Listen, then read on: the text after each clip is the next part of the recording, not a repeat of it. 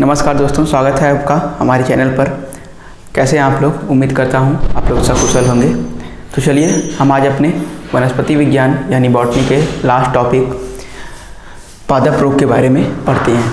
ये वास्तविक में ये बहुत छोटा टॉपिक है, इसमें हम बहुत सारी चीज़ों पर ध्यान नहीं देते हैं, ठीक है। तो इसमें क्या करते हैं, हम जो मुख्य इसके भाग हैं उसके बारे में समझते हुए और उसके प्रकार या उसके रोगों के बारे में समझते हुए हम धीरे आगे बढ़ जाएंगे, ठीक है। आगे समझते हैं क्या पादप रोग या प्लांट डिजीज़ क्या होते हैं, ठीक है। पादप रोग कहते हैं जिस प्रकार हमने देखा या हम जानते हैं वास्तविक में कि ह्यूमन में या मानवों में या जंतुओं में भी रोग होते हैं, वो भी किसी कारण, विषाणुओं के कारण, जीवाणुओं के कारण या कवकों के कारण या कभी कभी कुछ पोषक तत्वों की कमी के कारण भी रोग हो जाते हैं। तो जिस प्रकार से मानवों में रोग होते हैं उसी प्रकार से इन पादपों में भी रोग होते हैं, और वो भी जस्ट उसी प्रकार से जैसे उनमें विषाणु के कारण या वायरसेस के कारण होते हैं। जीवाणु जनित यानी बैक्टीरियल डिजीजेस जो बैक्टीरिया के कारण होती हैं। कवक जनित, ठीक है, कवक जनित मतलब फंगल डिजीजेस जो फंजाई के कारण होती हैं। पोषक तत्वों की कमी के कारण यानी जो न्यूट्रिएंट होते हैं, ठीक है, उनके कारण, उनकी कमी के कारण जो रोग होते हैं, उन सब चीज़ों के बारे में यहाँ पर हम चर्चा करने वाले हैं, ठीक है।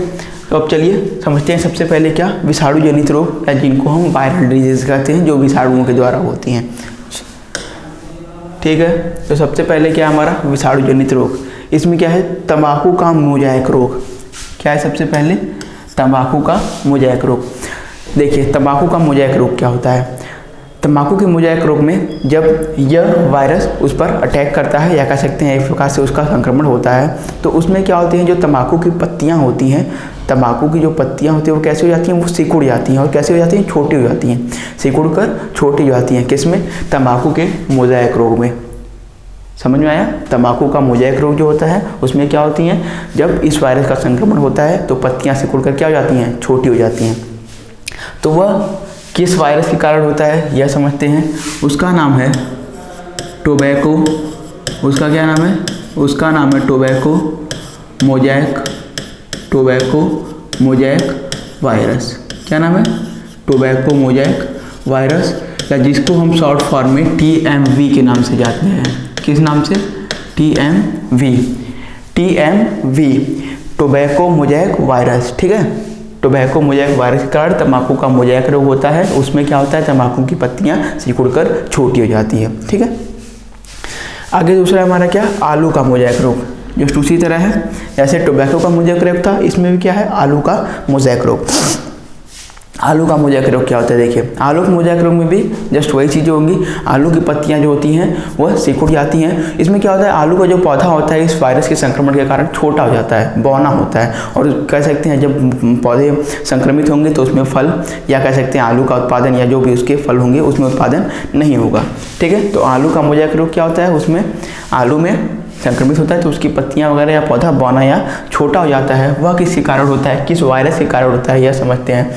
तंबाकू का आलू का मोज़ेक रोग होगा उस वायरस के कारण जिसका नाम है पोटैटो, क्या नाम है, पोटैटो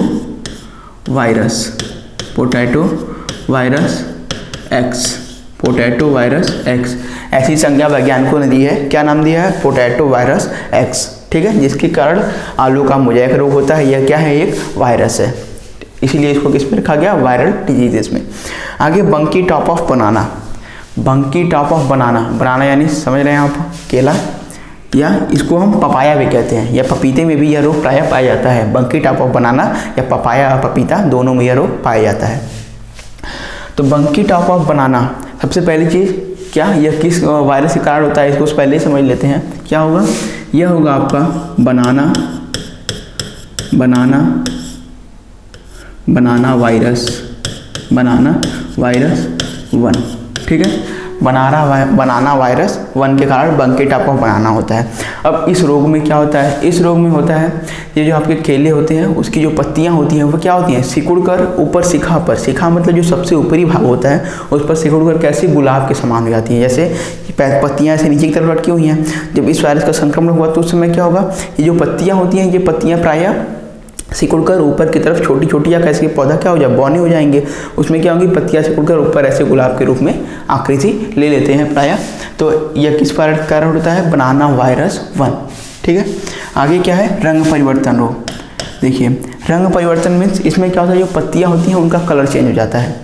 तो कलर चेंज होने से क्या होगा, पीला हो जाएगा, ठीक है, पीला हो जाएगा, पत्तियाँ सिकुड़ जाएंगी। ये सब रोग प्राय क्या होते हैं, रंग परिवर्तन में आते हैं। रंग परिवर्तन का मेन जो कह सकते हैं एक रिजल्ट ये होता है कि उसमें जो क्लोरोफिल होते हैं, जो परागहरित होता है, वो क्या होता है, नष्ट हो जाता है कुल मिला के, ठीक है। रंग परिवर्तन में क्या होता है, पत्तियों में से क्लोरोफिल नष्ट हो जाता है। अब क्लोरोफिल नष्ट हो जाने के कारण जाहिर सी बात है उसका रंग क्या होगा, उसका अपना रंग जो हरा रंग होता है वो तो रहेगा नहीं, तो कैसा हो जाएगा, पीला हो जाएगा। पत्तियां कैसे हो जाएंगी, मोज़ेक का रूप ले लेती हैं इत्यादि, ठीक है। तो हम विषाणु जनित रोगों में इन 4 रोगों को मुख्यतः याद रखेंगे। आगे चलते हैं। अगला है हमारा जीवाणु जनित रोग, या जिनको हम बैक्टीरियल डिजीजेस कहते हैं। जीवाणु को हम क्या कहते हैं, बैक्टीरिया कहते हैं, तो उसी के थ्रू बन गया हमारा बैक्टीरियल डिजीजेस। आलू का सैथिल रोग, क्या है, आलू का सैथिल रोग, ठीक है। आलू के सैथिल रोग में क्या होगा, आलू के सैथिल रोग में होगा, आलू में क्या होता है, चितकबरापन वगैरह आ जाता है, ठीक है।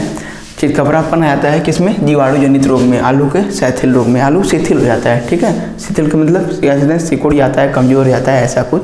तो यह किस वायरस के किस बैक्टीरिया के कारण होता है, यह होता है स्यूडोमोनास। किसके कारण, स्यूडोमोनास, ठीक है, स्यूडोमोनास सोलेनेसियरम, स्यूडोमोनास सोलेनेसियरम। इस बैक्टीरिया के कारण आलू का सैथिल रोग होता है। आगे black arm of cotton, cotton यानी कपास, कपास में ब्लैक आर्म ऑफ कॉटन यानी उसके तने वगैरह, पत्तियां वगैरह कैसे हो जाएंगी, काली पड़ जाती हैं, उस पर धब्बा पड़ जाता है, तो इसको कहते हैं ब्लैक आर्म ऑफ कॉटन। या किसके कारण होता है, यह होता है जैंथोमोनास के कारण। किसके कारण, जैंथोमोनास के कारण। किसके कारण होगा, जैंथोमोनास के कारण। आगे धान का अंगमारी रोग, ठीक है, धान का अंगमारी रोग किसके कारण होगा, यह होगा जैंथोमोनास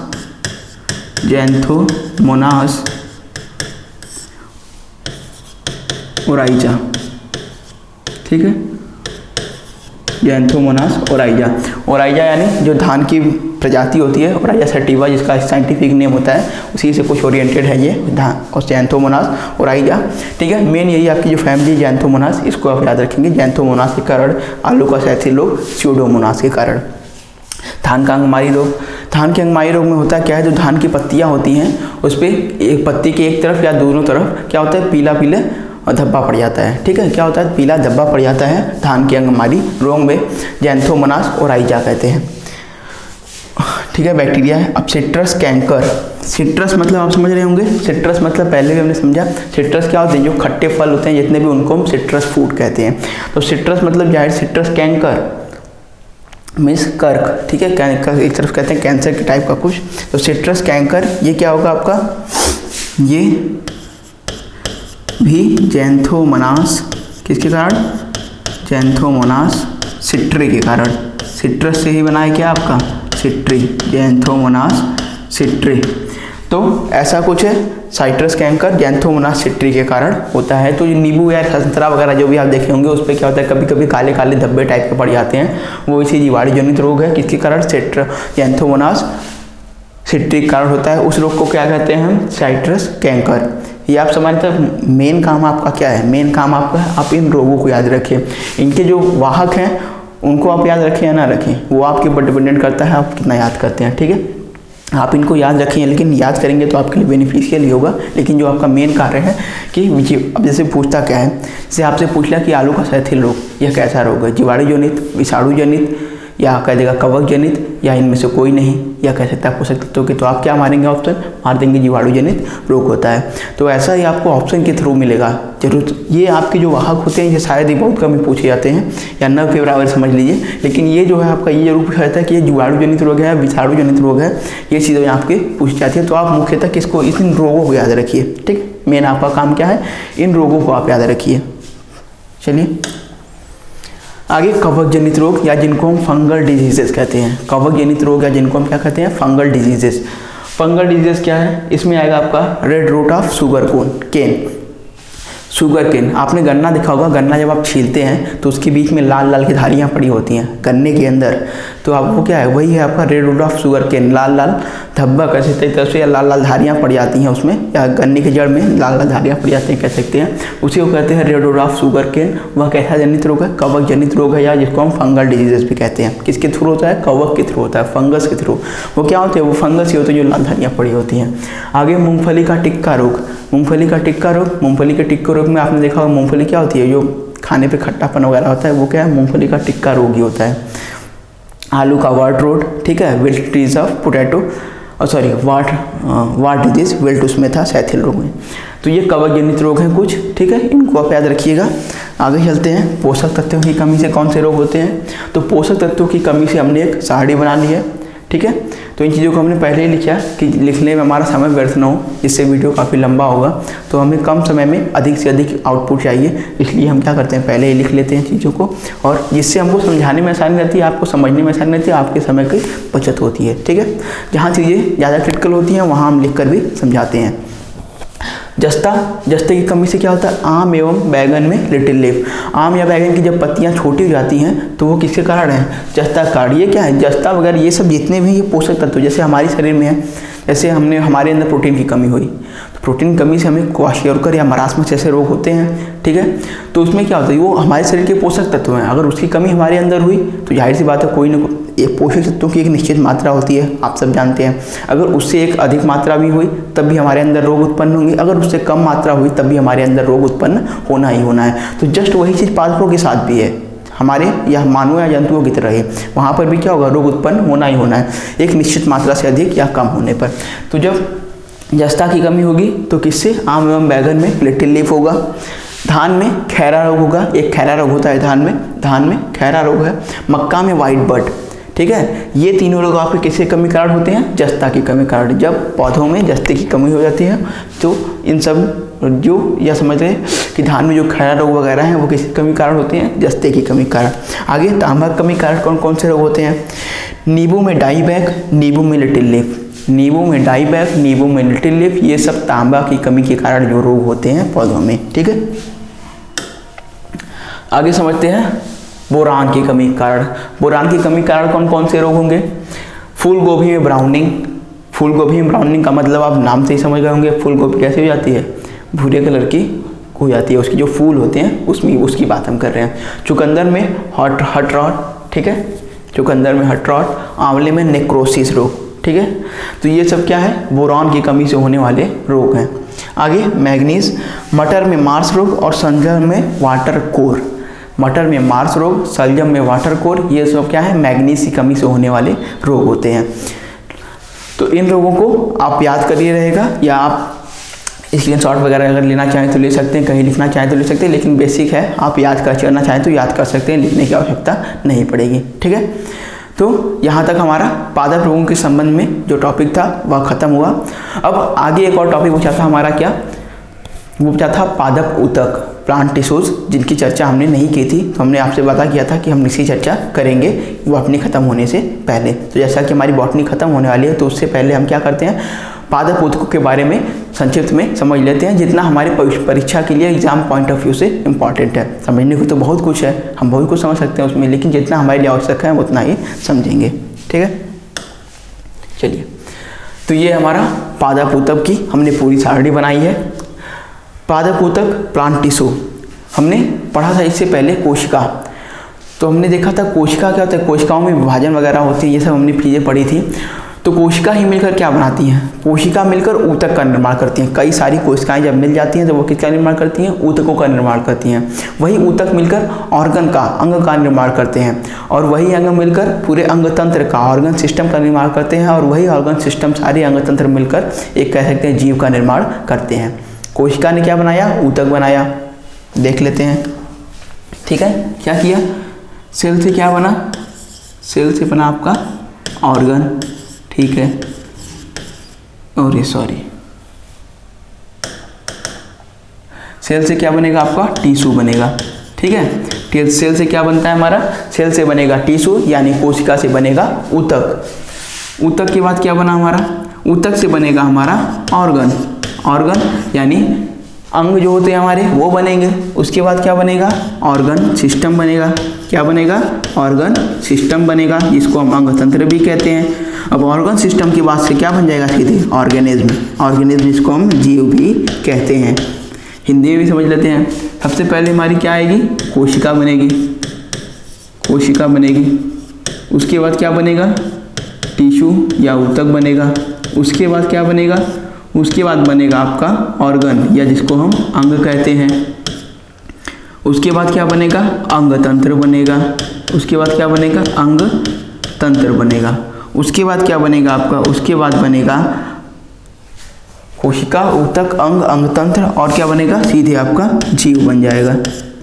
देखिए हमने दो तरह की कोशिकाएं पढ़ी या जीव पढ़े, एक कोश की जीव और दूसरा बहुकोश की या multi cellular, unicellular and multi cellular. अगर हम बात करें वहीं यूनिसेलुलर की, तो क्या आपको लगता है कि यूनिसेलुलर में भी ऐसी चीज़ें पाई जाएंगी, कोशिका फिर ऊतक फिर अंग, अंग तंत्र, ऐसा कुछ होगा क्या, नहीं होगा। क्यों, क्योंकि उनमें तो एक ही ऊतक है और एक ऊतक से अधिक मिलकर ही क्या करेंगे, मल्टी सेलुलर जीव ही मिलकर क्या करेंगे, ऊतकों का निर्माण करेंगे। जब ऊतकों का निर्माण ही नहीं होगा तो वहाँ से जीवों की बनने की संभावना है ही नहीं, ऐसा कुछ नहीं पाया जाएगा। वो क्या होंगे, यूनिसेलुलर है, यानी वो एक कोशिका के बने हैं, उनमें ऊतक वगैरह नहीं पाए जाएंगे। कोशिका से ऊतक बनेगा मल्टी सेलुलर के लिए, जब बहुत सारी जो, अब जाहिर सी बात है मल्टी सेलुलर मतलब बहुकोश की जीव, जिनमें बहुत सारी कोशिकाएं होंगी, तो बहुत सारी कोशिकाएं ही इकट्ठा होकर क्या करेंगे, बनाएंगे आपका ऊतक। उससे क्या बनेगा, अंग। अंग से क्या बनेगा, अंग तंत्र, पूरा ऑर्गन सिस्टम, हाथ पैर हृदय वृक्क, ये सब क्या है, हमारे अंग तंत्र है। यही सब मिलकर क्या बनाते हैं, अंग तंत्र। ये हमारे अंग है और इन्हीं से मिलकर पूरा अंग तंत्र बना है, और उसी अंग तंत्र को हम क्या कहते हैं, जीव। ये जो हमारी पूरी शरीर खड़ी है, ये क्या है, पूरा एक ऑर्गन सिस्टम है, अंग तंत्र है, और इसी को हम क्या कहते हैं, एक जीव की संज्ञा देते हैं। चलिए, ये आपका पादप ऊतक हो गया। अब पादप ऊतकों को हम मेनली दो कैटेगरीज में डिफाइन करते हैं। कौन कौन सी, विभज्योतकी ऊतक एंड स्थायी ऊतक। ठीक है, विभज्योतकी ऊतक और स्थायी ऊतक दो श्रेणियों में बांटते हैं। विभज्योतकी को हम इंग्लिश में मेरिस्टेमेटिक टिश्यू भी कहते हैं। यहाँ पर हमने लिखा नहीं क्योंकि जगह थोड़ा स्पेस वगैरह कम थे, वैसे हम बताते चलते हैं। विभज्योतकी ऊतक को हम क्या कहते हैं, मेरिस्टेमेटिक टिश्यू, और स्थायी ऊतक को हम क्या कहते हैं, परमानेंट टिश्यू। ये है मेरिस्टेमेटिक टिश्यू और वो क्या है, परमानेंट टिश्यू। अब इन दोनों सबसे पहले विभेद समझते हैं। विभज्योतकी ऊतक, जैसे कि इसके नाम में लिखा है क्या, विभज्योतकी ऊतक, तो इसमें क्या होगा, विभाजन होगा। सबसे पहली चीज क्या होगा, इसमें विभाजन होगा। अब इसमें विभाजन होने की संज्ञा दी गई है। ठीक है, तो हमने सुना क्या, कोशिकाओं में क्या होता है, विभाजन होता है। कोशिकाओं में विभाजन के कारण क्या होता है, नए जीव भी उत्पन्न होते हैं, या कह सकते हैं उनमें जीवों में वृद्धि भी होती है, बड़े भी होते हैं। तो वो जो कोशिका विभाजन होता है वो क्या है, यहाँ पर आपकी विभज्योतकी ऊतक में उसी प्रकार के कोशिका विभाजन होते हैं। क्या होता है इसमें, विभज्योतकी ऊतक में क्या होता है, कोशिकाएं विभाजित होकर क्या करती हैं, जीवों की वृद्धि को रूप देती हैं, या कह सकते हैं जीवों की वृद्धि में सहायता करती हैं। विभज्योतकी ऊतक क्या करते हैं, जीवों की वृद्धि में प्रयास। जहाँ भी आप जीवों की वृद्धि का टर्म इस्तेमाल करेंगे या कहीं भी आपसे पूछा जाए कि किस ऊतक का उसमें सहायता है या कह सकते हैं उपयोग होता है, किसका, विभज्योतकी ऊतक का। विभज्योतकी ऊतक क्या नहीं, जिसमें विभाजन होता हो। ठीक है, विभाजन होते होते क्या करते हैं, वही जीवों की मृत्यु का कारण बनते हैं। अब वहीं अगर दूसरे हाथ पर स्थायी ऊतक या परमानेंट टिश्यू की बात करें तो यह वह अवस्था होती है जब वहाँ पर क्या होता है, कह सकते हैं एक तरफ से कि यहाँ पर कोशिकाओं का विभाजन क्या होता है, एक तरफ से खत्म हो जाता है। ठीक है, ये अपनी लास्ट चीज, लास्ट मीन्स ये अपने पूरे मैच्योर स्टेट पे, यहाँ पर कोशिकाओं का विभाजन बंद हो जाता है और ये एक स्थायी यानी स्टेबल स्टेट को प्राप्त कर लेते हैं, इसलिए इनको क्या कहते हैं, स्थायी ऊतक कहते हैं। ठीक है, यहाँ पर क्या होगा, कोशिकाओं का विभाजन लगातार होता रहेगा, इसलिए इनको विभज्योतकी ऊतक या मेरिस्टेमेटिक टिश्यू कहते हैं। ये परमानेंट टिश्यू है, अब ये स्थायी हो चुके हैं, इनमें अब विभाजन नहीं होगा। ये क्या करेंगे, खाली निर्माण करेंगे। ये स्थायी ऊतक है, परमानेंट टिश्यू है, इनमें विभाजन नहीं होगा या विभाजन की प्रक्रिया नहीं होती है, ये अपने मैच्योर स्टेट को प्राप्त कर चुके हैं। आगे क्या है, विभज्योतकी ऊतक को हमने 3 कैटेगरी में बांटा, शीर्षस्थ विभज्योतकी, पार्श्व विभज्योतकी और अंतर्वेशी विभज्योतकी। तीनों का अलग अलग नाम है। क्या है, शीर्षस्थ यानी एपिकल मेरिस्टेमेटिक टिश्यू, पार्श्व विभज्योतकी यानी लैटरल मेरिस्टेमेटिक टिश्यू, अंतर्वेशी विभज्योतकी यानी इंटरकैलरली मेरिस्टेमेटिक टिश्यू। ठीक है, ये होंगे आपके तीनों, शीर्षस्थ, पार्श्व और अंतर्वेशी। वहीं अगर हम स्थायी ऊतक की बात करें तो इनको भी 2 कैटेगरी में बांटा गया, एक सरल ऊतक, एक जटिल ऊतक। अब सरल में क्या होगा, जो समान प्रकार के, समान आकार के, समान संरचनाएं वाली कोशिकाएं क्या होती हैं, जिसका निर्माण करती हैं, वह सरल ऊतक हो गया। और यहाँ पे क्या विभिन्न प्रकार की जटिल कोशिकाएं क्या करती हैं, इनका निर्माण करती हैं, इसलिए इनका नाम जटिल ऊतक। सिंपली भाषा में एकदम सरल कोशिकाएं समान प्रकार की कोशिकाएं जब निर्माण करेंगी तो क्या होगा, सरल ऊतक। और वहीं अगर हम बात करें जटिल ऊतक की तो विभिन्न प्रकार की कोशिकाएं जटिल कोशिकाएं निर्माण करेंगी किसका, जटिल ऊतक का। सरल ऊतक को हमने 3 भागों में बांटा, मृदु ऊतक, स्थूल कोण ऊतक और दृढ़ ऊतक। मृदु ऊतक को हम पैरेन्काइमा कहते हैं, स्थूल कोण को हम कॉलेनकाइमा कहते हैं और दृढ़ ऊतक को हम कहते हैं sclerenchyma. Parenchyma, collenchyma and sclerenchyma, ये तीनों संज्ञाएं हमने सरल ऊतकों में डिफाइन की हैं। जटिल ऊतक में जाइलम एंड फ्लोएम, इससे आप परिचित हैं, इनको संवहनी ऊतक कहा जाता है। इनकी चर्चाएं हमने पूरे कोशिका चैप्टर तक भर में की थी, क्योंकि इन्हीं पर पूरे क्या थे, पूरे जीव टिके हुए थे। कौन एक कोश की है, कौन बहुकोश की है, यूकैरियोटिक प्रोकैरियोटिक, सब इन्हीं के द्वारा डिफाइन हो रहे थे। ठीक है, तो इनको हमने समझ लिया है, या थोड़ा बहुत और समझेंगे, यही करेंगे। ठीक है, आगे चलते हैं किसमें, विभज्योतकीय ऊतक में, शीर्षस्थ विभज्योतकीय ऊतक।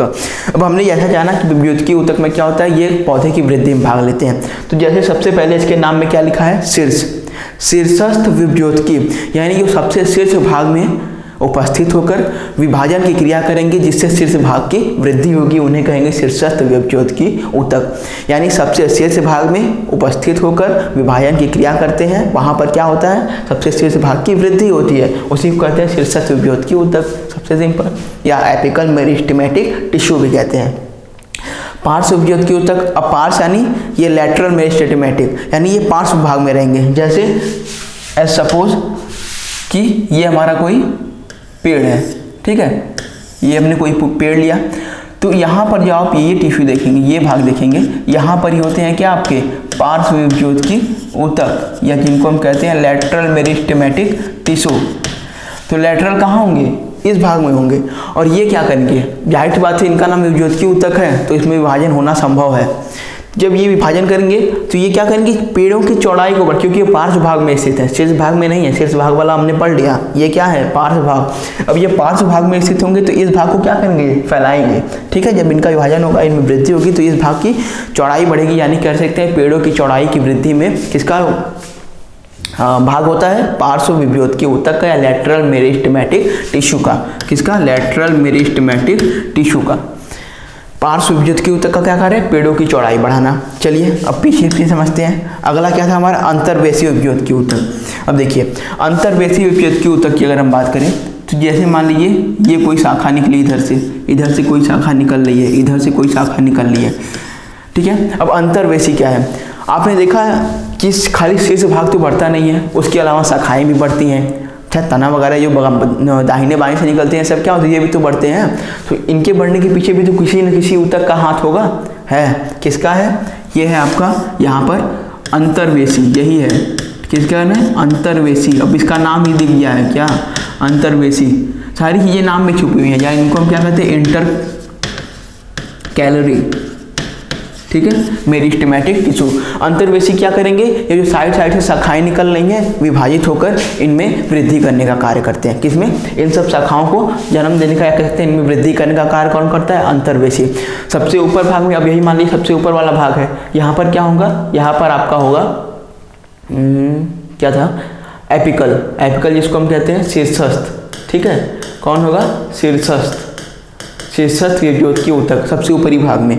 यानी अगर हम सबसे ऊपरी भाग को काट दें तो पौधे देखते हैं ऊपर वृद्धि नहीं करते हैं, ये आपने देखा होगा। जब हम इस भाग को काट देंगे तो पौधे ऊपर की तरफ वृद्धि नहीं करेंगे। हाँ, ये हो सकता है कि बगल से शाखाएं वगैरह निकल के फिर से ऊपर पहुंच जाए, लेकिन ये भाग ऊपर वृद्धि नहीं करेगा। क्यों नहीं करेगा, क्योंकि अब यहाँ से हमने इस टिश्यू को काट दिया, शीर्षस्थ यानी एपिकल मेरिस्टेमेटिक टिश्यू को काट दिया, अब उसमें वृद्धि होगी नहीं। जब वो रहा ही नहीं तो वृद्धि कैसे होगी, जब वृद्धि नहीं हो पाएगी तो ये ऊपर की तरफ नहीं बढ़ेगा, और जब ऊपर की तरफ नहीं बढ़ेगा तो क्या होगा, ये साइड, अब इसमें अंतर्वेशी तो अभी बाकी है, अंतर्वेशी विभज्योतकीय ऊतक, तो ये क्या करेंगे, साइड से शाखाएं वगैरह निकलती हैं, फिर वही क्या करती हैं, आगे चलकर ऊपर छाया वगैरह प्रदान करती हैं या पेड़ की शाखाओं के में बढ़ती हैं। पार्श्व विभज्योतकीय यानी ये क्या करेंगे, पेड़ों की चौड़ाई को आकार देंगे। चलिए अब स्थायी में चलते हैं, सरल ऊतक में मृदु ऊतक। अब इनका नाम ये क्या, मृदु ऊतक। तो इनका सबसे मुख्य कार्य करते क्या होता है, भोजन का संग्रहण करना। मृदु ऊतक का कार्य होता है भोजन का संग्रहण करना, ये आप याद रखेंगे। पैरेन्काइमा का कार्य क्या है, भोजन का संग्रहण करना। आगे स्थूलकोण ऊतक। स्थूलकोण ऊतक क्या करेगा, स्थूलकोण ऊतक करेगा, इसका नाम है स्थूलकोण, यानी इसकी कोशिका भित्ति सबसे पतली, क्या कह सकते हैं, पतली कह सकते हैं। और इससे इसकी तुलना में इसकी कोशिका भित्ति क्या होगी, स्थूलकोण की मोटी होगी कोलेनकाइमा की। तो कोलेनकाइमा क्या करेगा, यांत्रिक संरचना, ठीक है, या लचीलापन प्रदान करता है कौन, स्थूलकोण ऊतक। ठीक है, पेड़ जो लचीले होते हैं किसके कारण, स्थूलकोण ऊतक के कारण ही होते हैं। और दृढ़ ऊतक, यानी इसकी कोशिका भित्ति सबसे मोटी होगी कह सकते हैं। तो यह क्या करेगा, दृढ़ता, पेड़ों को दृढ़ता वगैरह प्रदान करता है। इसकी कोशिकाएं क्या होती हैं, डेड हो चुकी होती हैं। और किसकी बनी होती है कोशिका भित्ति, लिग्निन की बनी होती है। ठीक है, याद रखिएगा। इसको क्या कहते हैं, दृढ़ ऊतक, या इसको क्लेरेन्काइमा, कोलेनकाइमा एंड पैरेन्काइमा। तीनों में आपको डिफरेंस समझ में आया। चलते हैं जटिल में, क्या है आपका, जाइलम एंड फ्लोएम। जैसा कि पहले हमने समझा, ये कैसे ऊतक है, संवहन ऊतक है। कैसे है, संवहन में भी, सॉरी, जटिल ऊतक है, जटिल में क्या है, ये संवहन ऊतक भी इनको कहते हैं। जाइलम का कार्य क्या है, जल का संवहन करना, यानी जमीन में पौधे या मूल रोम से जो जल का अवशोषण होता है उनको पत्तियों तक, यानी पौधे के सबसे लास्ट भाग तक पहुंचाना, वही इसका कार्य है, किसका, जाइलम का। बात करते हैं फ्लोएम की। तो फ्लोएम का कार्य क्या है, पौधे से मुझे जो पत्तियों में भोजन बनता है उनको जमीन के सबसे निचले भाग तक पहुंचाना, ये किसका कार्य है, फ्लोएम का। Phloem food transport, xylem water transport. Xylem जल संवहन, फ्लोएम फूड या खाद्य संवहन। ठीक है, ये आप समझते रहिएगा, जाइलम और फ्लोएम में अंतर। जाइलम क्या करेगा, जाइलम आपका होगा नीचे से ऊपर जाएगा, और फ्लोएम क्या होगा, ऊपर से नीचे आएगा। ठीक है, यानी भोजन को नीचे लाना कार्य किसका है, फ्लोएम का। फूड ट्रांसपोर्ट, जल संवहन का कार्य, जाइलम का नीचे से ऊपर। ठीक है, तो ये क्या है आपका प्लांट टिश्यू के बारे में था एक मैप, आप इन चीज़ों को समझें। अब यहाँ से हमारी क्या होती है, वनस्पति विज्ञान या बॉटनी समाप्त होती है। अब यहाँ से हम क्या चालू करेंगे, इसके बाद हम चलेंगे, हमने पादपों का वर्गीकरण पूरा पढ़ लिया, आप चलते हैं किस पर, जंतु के वर्गीकरण पर, या जूलॉजी हमारी अब चालू होने वाली है।